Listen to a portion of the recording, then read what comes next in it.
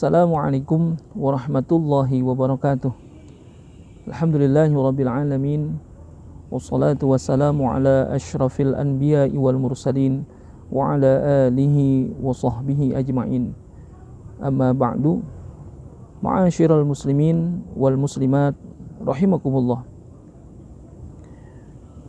Perintah untuk mengerjakan salat dengan hati yang suci itu adalah bagian daripada makna aqimus shalah. Karena Al-Quran menyebutkan ketika Allah Subhanahu wa ta'ala berfirman, ketika kita diperintahkan untuk mengerjakan salat, di sana menggunakan kata-kata aqimus shalah, yakni adalah mendirikan salat. Bukan hanya sekedar mengerjakan saja, akan tetapi adalah mendirikan salat. Ini bermakna ityanus salati bihuquqiha zahirati wa huquqiha batinah, yakni salat dengan senantiasa memberikan hak-haknya, yakni syarat dan rukun yang zahir dan juga berkenaan dengan syarat dan rukun yang batin. Ini bermakna khusyuk, yaitu senantiasa khusyuk di dalam salat kita. Lalu kalau kita diperintahkan untuk mendirikan salat dengan hati yang suci, yakni dengan membawa syarat dan rukun bukan hanya yang zahir saja, akan tetapi yang batin juga. Lalu bagaimana caranya kita bisa mendapatkan salat yang khusyuk? Ada salah satu seorang ulama, yakni Hatim Al-Asam. Beliau pernah ditanya, kaifa takhsha'u fi salatika?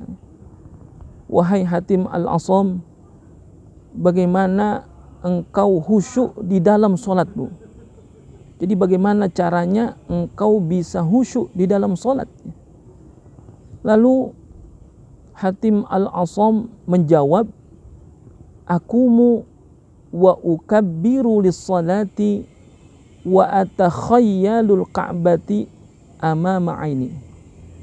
Jadi kata Hatim Al-Asam, jikalau ingin salat yang khusyuk, beliau menggunakan cara, yakni yang pertama akumu wa ukabbiru, berdiri lalu bertakbir, memulai salatnya, takbiratul ihram, memulai salat. Dengan apa? Wa atakhayyalu, lalu aku membayangkan, bahwasanya apa? Atakhayyalu Ka'bah, aku membayangkan Ka'bah amama aini, Ka'bah itu ada di hadapanku. Jadi walaupun jarak antara kita dengan Ka'bah, bisa jadi kita orang-orang yang ada di Indonesia itu ratusan kilometer jauhnya luar biasa. Kata Hatim Al-Asam, salah satu daripada cara sholat khusyuk adalah membayangkan bahwasanya Ka'bah itu betul-betul ada di hadapan kita, sehingga kita merasa bahwasanya ketika kita menghadapkan diri kita sholat ke Ka'bah, ke kiblat kita, bahwasanya kita membayangkan Ka'bah itu ada di hadapan kita, itu akan menambah daripada kekhusyuan kita. Lalu apa? Kata Hatim Al-Asam, was-sirata tahta qadami, aku bayangkan ketika aku salat, aku menghadap ke arah kiblat, yakni ke Ka'bah, bahwasanya Ka'bah itu ada di hadapanku. Lalu was-sirata tahta qadami, bahwasanya jembatan Shiratal Mustaqim itu ada di bawah kakiku, sehingga aku sangat berhati-hati ketika melaksanakan salat, membawa daripada syarat dan rukunnya. Dan juga wal jannata an yamini, aku membayangkan bahwasanya surga itu ada di sebelah kananku. Wan naru an shibali, dan neraka ada di sebelah kiriku. Wa malakal mauti warai, dan malaikat maut ada di belakangku. Nah, ini yang dilakukan oleh Hatim Al-Asam ketika melakukan sholat.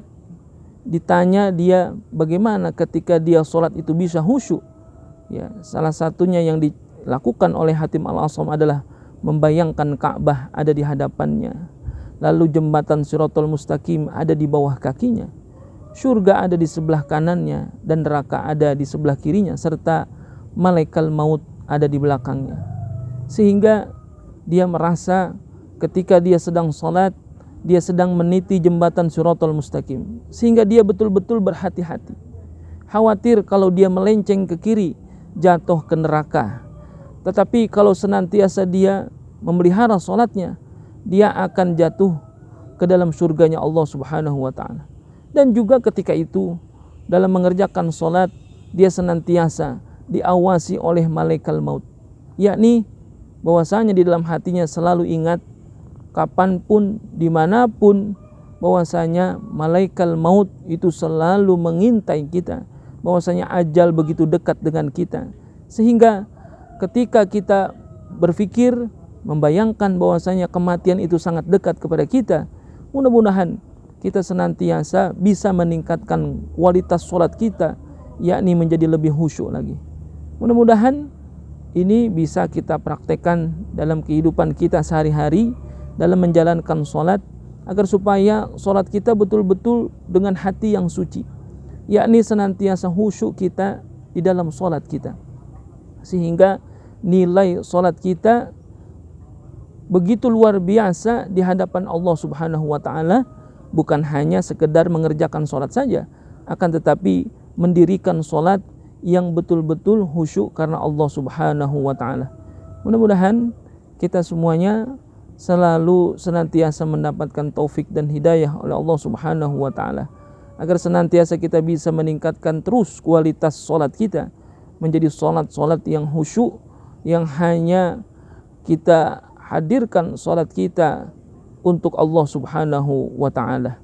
Mudah-mudahan ada manfaatnya. Wallahul muwafiq ila aqwamit thariq. Assalamualaikum warahmatullahi wabarakatuh.